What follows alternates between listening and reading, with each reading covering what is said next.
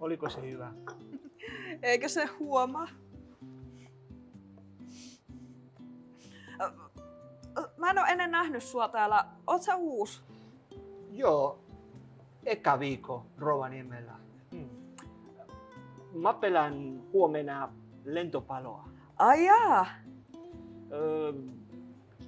Tykkäätkö urheilusta? Mä kävelen välillä.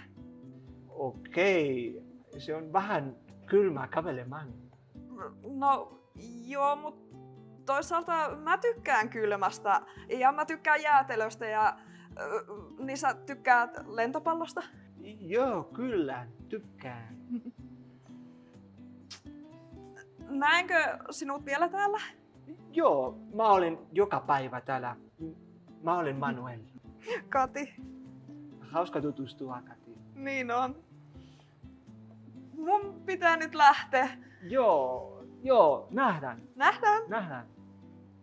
Siis ei oo todellista. Siis tosi ihana ja söpönen myyjä oli tuossa kahvilassa. Siis apua, mitä mä teen. Siis tuntuu, että meillä oli kyllä jotain niinku kemiaa ja vähän ehkä semmoista flirttiä. Siis se oli niin tosi söpö.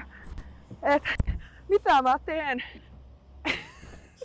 Ei oo todellista. Mulla on ollut naama ihan suklaassa.